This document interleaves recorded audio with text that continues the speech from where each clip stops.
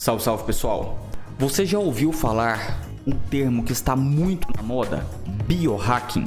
O que é biohacking? Existe isso mesmo de hackear nosso corpo, nossa mente? Isso é balela? Tem evidências científicas? É só uma moda? Isso nós vamos aprender hoje aqui no nosso canal Saúde Padrão Primeiro Mundo. Na vida real, biohacking é um conjunto de técnicas para manejar a nossa própria biologia, ou seja, o nosso próprio corpo e a nossa própria mente. Isso pode ser feito para o bem ou para o mal. E já te faço um alerta, mas e então, o que é biohacking ou biohacking? A grande maioria das pessoas, não só aqui no Brasil, mas ao redor do mundo, estão biohackeando o próprio corpo e a própria mente pro mal, segundo a Organização Mundial da Saúde. Elas estão fazendo isso sem saber e ou sem querer. Mas aqui nós vamos aprender como fazer o biohacking do bem. Se você não me conhece, muito prazer. Meu nome é Sebastião Leonardo. Eu sou médico com formação nas áreas de medicina de urgência e emergência, medicina de família e comunidade e medicina pericial. E você está no nosso canal do YouTube, o Saúde Padrão Primeiro Mundo, aonde a nossa missão é produzir qualidade de vida e prevenir urgências graves e emergências na saúde. Caso você ainda não conheça o nosso trabalho nas redes sociais, eu vou pedir para que você se inscreva no nosso canal, já deixe o seu like, compartilhe e comente aqui embaixo se esse vídeo foi importante para você, porque aqui a minha função é ser um facilitador, mostrando o que tem de evidências científicas na saúde no padrão mais alto e mais atual, ou seja, no padrão primeiro mundo. E para nós entendermos biohacking, nós vamos dar uma olhada no funcionamento da natureza, mais especificamente no funcionamento de animais mamíferos. Dá uma olhada nesse animal, uma baleia, e esse outro animal, um hipopótamo. Eu te pergunto, esses animais, baleia e hipopótamo, animais mamíferos, assim como são os seres humanos. Baleia e hipopótamo são animais que têm muita gordura corporal, ou seja, são animais gordos? Segundo essa publicação da BBC News Brasil, intitulada Quais os animais mais gordos do mundo, publicação de 2016, um estudo feito há muito tempo atrás, 1968, envolvendo 49 espécies de mamíferos, detectou que cetáceos, ou seja, baleias, têm o maior percentual de gordura corporal dentre os mamíferos. Ou seja, do peso corporal de uma baleia, 35% é de gordura. Já no hipopótamo, as aparências enganam, porque os hipopótamos têm 18% do peso deles de pele. Essa pele super grossa, chegando a ter uma camada de 5 centímetros de pele. Mas e a gordura dos hipopótamos? Como é que é? A gordura deles é relativamente fina comparada com o peso do corpo deles. Para a gente entender por que a baleia é o animal que tem mais gordura corporal e o hipopótamo, que parece redondinho, não tem tanta gordura corporal, com relação ao ser humano, o que isso tem a ver? Tudo a ver. Isso é genética. Nossa, genética. A pessoa tem genética para ter gordura ou não? Vamos entender o racional. A baleia, ela precisa de uma grande quantidade de gordura, primeiro, para ser isolante térmico, porque ela mora em locais muito frios. E segundo, também por viver em locais muito frios, onde é muito mais difícil se alimentar, a gordura serve para a baleia como um reservatório de energia. Já no caso de um hipopótamo, ele mora em regiões quentes, não precisa da gordura como um isolante térmico e consegue se alimentar com muito mais facilidade do que uma baleia. O próprio ambiente dele é mais fácil para se alimentar. Mas a pergunta é, nós, seres humanos, somos geneticamente programados para termos muita ou pouca gordura corporal? E a resposta é pouca gordura corporal. E isso é uma excelente notícia. Isso significa que, se nós não atrapalharmos a nossa genética, a tendência é que nós tenhamos pouca gordura corporal, porque somos geneticamente programados para isso. Sebastião, eu não estou entendendo, eu não estou acreditando. Eu sempre fui mais cheinho, mais cheinha. Da onde você está tirando essa informação? Lembra?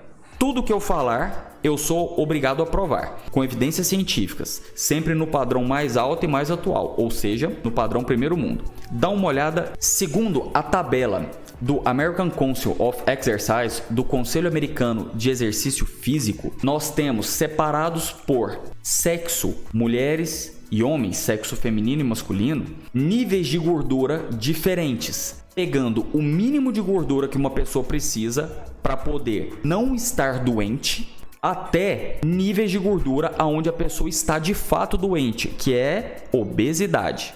Obesidade é considerada uma doença crônica pela Organização Mundial da Saúde. Inclusive, é considerada como uma doença primária, ou seja, relacionada à primeira coisa que todo ser vivo tem, que é a própria vida, ou seja, o estilo de vida. Então, a obesidade é uma doença crônica primária, relacionada ao estilo de vida. Ela, inclusive, gera doenças secundárias, por exemplo, doenças cardíacas, doenças metabólicas. A título de curiosidade, já dando spoiler dos próximos vídeos, nós vamos fazer um vídeo específico sobre obesidade.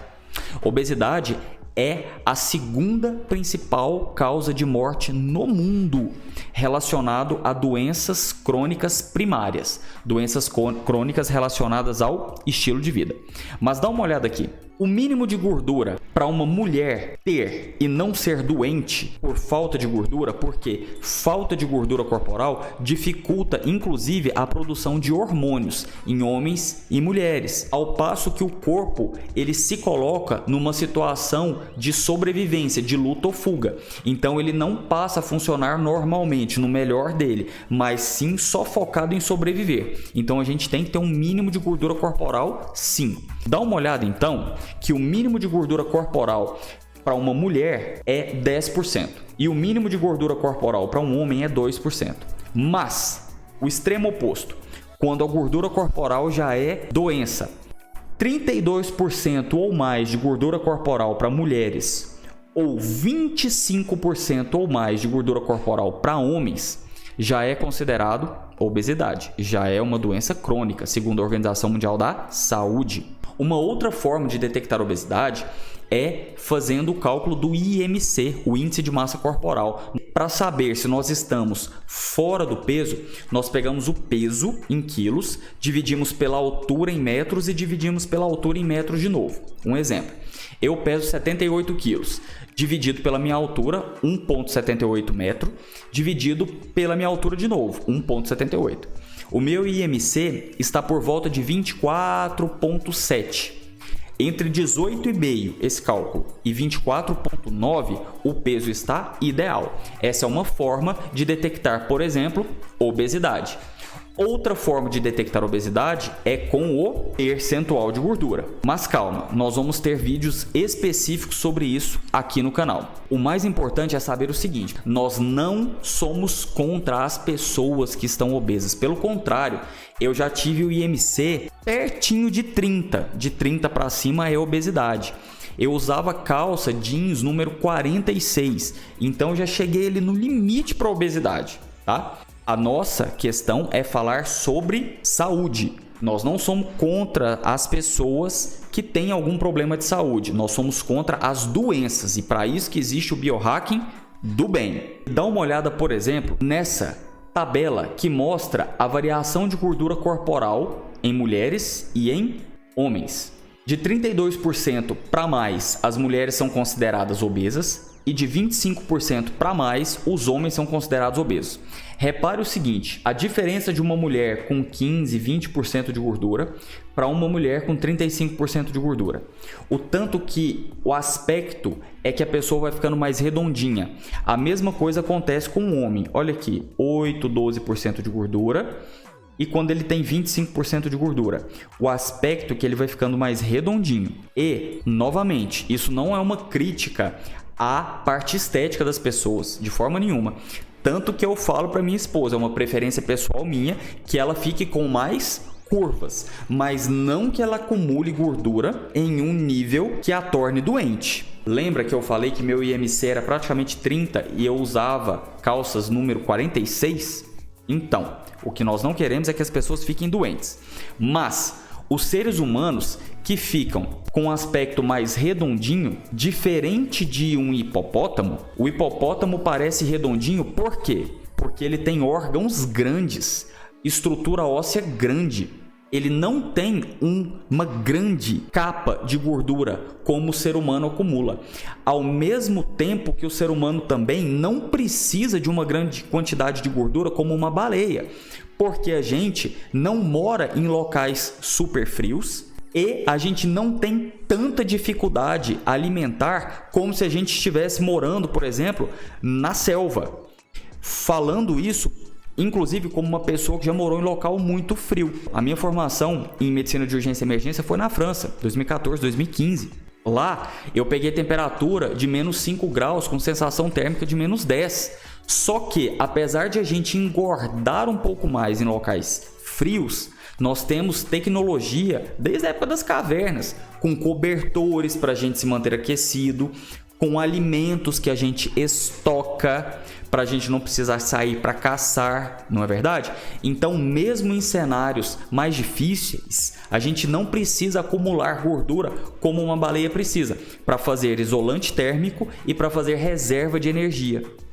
Conseguiu entender? Pegou a visão? Mas aí eu te pergunto, por que o ser humano engorda? E respondendo em uma palavra, epigenética. Epigenética são as influências do ambiente que afetam como a nossa genética é expressa. Tanto que o Centro de Desenvolvimento da Infância da Universidade de Harvard dos Estados Unidos tem um material explicando o que é epigenética, inclusive para os pais, falando sobre epigenética e qual a relação dela com o desenvolvimento infantil. E o que a Universidade de Harvard traz para nós sobre epigenética é o seguinte: epigenética é uma área de pesquisa científica que mostra como as influências ambientais realmente afetam a expressão dos nossos genes, ou seja, do nosso material genético. O que nós não devemos fazer, pessoal, é biohackear o nosso corpo para o mal, ou seja, colocar o dedo de maneira que atrapalhe o nosso material genético. Por quê? Porque nós fomos selecionados ao longo da nossa evolução a ter um material genético que funcione. E isso é tão certo que nós somos hoje a espécie dominante no mundo, para o bem ou para o mal. Mas se o nosso estilo de vida, a nossa interação com o ambiente consegue fazer a gente adoecer, então quer dizer que a gente está colocando o dedo no sentido de atrapalhar o nosso próprio código genético. Isso tem a ver com o jeito que a gente se relaciona com o ambiente, ou seja, tem a ver com o nosso estilo de vida. O que a gente quer, na verdade, é o seguinte: nós queremos, de maneira positiva, muito humilde, muito séria e baseado em evidências científicas, dominar tanto o nosso código genético quanto o ambiente onde nós estamos inseridos. Por quê? Porque, em última análise, pessoal, o que a gente quer é qualidade de vida. Qualidade de vida, definido em uma palavra, significa felicidade. É isso que todo ser humano busca em maior ou menor grau, não é verdade? Mas aqui o nosso compromisso é mostrar embasamento. Eu sou aqui, assim como eu sou nas aulas que a gente ministra, um facilitador. É o que todo professor é, um facilitador. E tendo 12 para 13 anos de experiência sendo professor, o que a gente vai fazer? Facilitar, mostrar o embasamento científico para que a gente consiga prevenir urgências graves e emergências e produzir qualidade de vida no padrão primeiro mundo. Vamos definir então, falando de biohacking, o que é hackear. Hackear vem do inglês do verbo to hack, que significa cortar, lidar ou manejar. Tanto que um hacker, ele é uma pessoa que maneja um sistema qualquer. Inclusive existem os hackers de computador, ele maneja um sistema para o bem ou para o mal. Mas, e aí? O que é manejar? Segundo o dicionário Oxford, é sujeitar a ação das mãos. Então, hackear significa manejar, que é sujeitar a ação das mãos, colocar a mão para a gente realmente direcionar, certo? Mas e bio? O que é bio? Biohacking, biohackear. Bio vem do latim e significa ser vivo. Então, biohacking significa hackear, ou seja, manejar um ser vivo. Qual ser vivo? Nós mesmos, tanto o corpo como a mente. E a gente vai aprender hoje como fazer isso. O interessante, pessoal, é que nós conseguimos, nos últimos 20 anos, aumentar a nossa quantidade de vida, mas nós não conseguimos ainda aumentar a nossa qualidade de vida. Dá uma olhada nessa publicação da Organização Mundial da Saúde, onde ela revelou as principais causas de morte e incapacidade em todo o mundo nos últimos 20 anos. As pessoas estão vivendo mais, mas com mais incapacidade. Essa incapacidade é de duas formas. Tanto pessoas que vivem mais, mas vivem de maneira muito fraca, muito frágil, ou pessoas que vivem mais, mas vivem de maneira sequelada. Em ambos os casos, essas pessoas são incapazes de quê? De executarem as suas atividades de vida diária com qualidade de vida. Diminuindo qualidade de vida, fatalmente, pessoal, diminui felicidade. E olha só, se não é isso que a gente quer, em última análise, como ser humano. Então, alguma coisa deu errado. Quer dizer que a solução não está em medicamento, mas está em comportamento. E isso é o biohacking do bem. Já grava isso. Biohacking do bem tem a ver primeiro com comportamento e, se for o caso, secundariamente, medicamento. Dá uma olhada, então, no que a OMS traz para nós. Ela traz que as doenças crônicas não transmissíveis, ou seja, obesidade, ou seja, problemas cardíacos, vasculares, problemas metabólicos do tipo diabetes, infarto, AVC, dentre outros, são todas doenças crônicas não transmissíveis. E agora, essas doenças crônicas não transmissíveis, elas constituem 7 das 10 principais causas de morte do mundo. As doenças crônicas não transmissíveis, via de regra, são doenças evitáveis, preveníveis. E isso é muito importante para a gente consiga prevenir, evitar essas doenças em nós mesmos, nos nossos familiares, nos nossos amigos, e a gente vai começar a ver como nesse vídeo ainda. Mas aí você pode estar se perguntando: e aí, Sebastião, se você falou que a primeira coisa que a gente tem que se preocupar para ter qualidade de vida, ou seja, boa saúde para desfrutar da vida, é comportamento e não medicamento, como é que a gente faz? Boa pergunta. O que nós queremos saber é isso aqui. Então, como hackear o nosso corpo e a nossa mente para o bem? Porque para o mal, a gente está vendo que a gente consegue fazer sem querer ou sem saber, não é verdade? Como é que a gente consegue? Existem 6 pilares baseados em evidências científicas para a gente realizar o biohacking do bem. Quais são eles? São esses 6. 1. Alimentação. 2. Atividade física regular. 3. Sono reparador, restaurador. 4. Evitar substância de risco. 5. Conexão social positiva. E 6. Manejo do estresse. Mas aí, você pode me perguntar: Sebastião, da onde que você tirou isso? Pessoal, opinião de especialista é o menor grau de evidências científicas desde 1995. A gente usa isso inclusive na perícia. Um especialista que ele não fala da onde que ele tirou o que ele fez é o menor grau de evidência científica, tá? Então, não é, na minha opinião de especialista, que eu estou mostrando isso aqui. Da onde que vem esses 6 pilares do biohacking do bem? Eles vêm daqui, ó, do Colégio Americano de Medicina do Estilo de Vida. Medicina do Estilo de Vida. Nós estamos trazendo para cá, junto com uma força-tarefa, um grupo de profissionais da saúde, de colegas médicos, que são focados em saúde, não em doença, em comportamento primeiro e, quando precisar, em medicamento, focado no que funciona, no que gera qualidade de vida.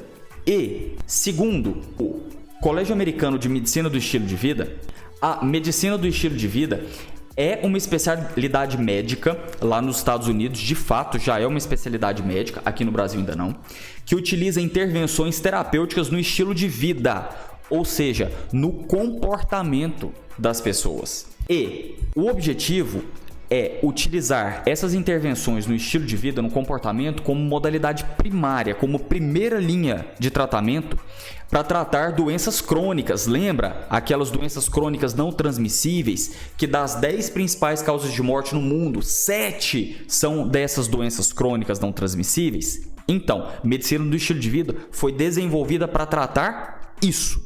Olha só, o Colégio Americano de Medicina do Estilo de Vida traz para nós que a aplicação dos 6 pilares da medicina do estilo de vida serve também para proporcionar prevenção eficaz para essas condições, para as doenças crônicas, que são a maior parte das causas de morte hoje no mundo. Olha que interessante, isso não existe no Brasil ainda como especialidade médica, mas a gente já incorpora isso dentro de uma das nossas formações, que é medicina de família e comunidade. Tanto que, a título de curiosidade, eu bati mais de 20 mil atendimentos de medicina de família e comunidade ao longo dos anos. E quando eu atendia no SUS, as pessoas deixavam de se consultar em planos de saúde ou em consultas particulares para vir se consultar no SUS com a gente. Não porque a gente é top, mas porque o método que a gente segue, a sistematização, o embasamento científico é top. E o que a gente faz é seguir, aplicar esse método top, que é baseado no padrão primeiro mundo. Mas se nós temos 6 pilares do estilo de vida, ou seja, do biohacking do bem, qual que é a melhor estratégia para manejar esses 6 pilares? Por onde que a gente começa? Isso nós vamos ver no próximo vídeo. Nós vamos ver que existem técnicas para que nós consigamos ajudar pessoas que precisam de ajuda a mudarem o seu comportamento, porque sozinho pode ser que a gente consiga, mas com ajuda é quase certeza que sim, a gente consiga os resultados positivos que a gente quer na nossa vida. Se esse vídeo te ajudou de alguma maneira, eu peço que você se inscreva no nosso canal, deixe o seu like, que você compartilhe esse vídeo e deixe seus comentários aqui embaixo se tem alguma dúvida, a gente vai tentar responder da melhor forma possível. E também nos siga nas redes sociais. Nós nos vemos no próximo vídeo. Um forte abraço e tamo junto. Saúde padrão primeiro mundo.